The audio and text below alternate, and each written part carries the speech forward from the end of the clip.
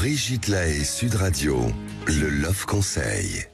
Eh bien, Philippe Arlin, on va parler de la liberté dans le couple, parce que vivre à deux, quoi qu'on en dise, c'est quand même renoncer à une certaine liberté. Et néanmoins, c'est important de continuer à se sentir libre lorsqu'on vit à deux, c'est-à-dire se sentir libre d'exister. Sinon, le couple peut exploser tôt ou tard. Hein. J'entends souvent des femmes qui ont vécu pendant 20 ans, 30 ans avec un homme.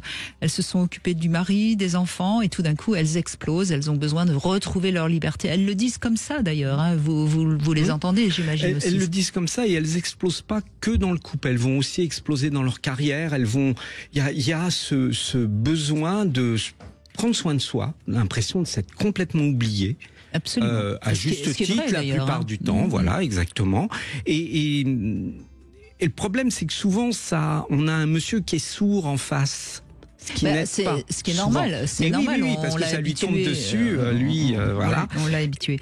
Alors, je vous propose quelques signes à prendre au sérieux qui pourraient vous indiquer que vous manquez de liberté dans votre couple.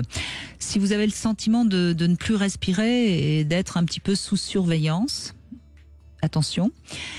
Si vous avez parfois envie de tout envoyer balader juste pour être libre de faire ce que bon vous semble.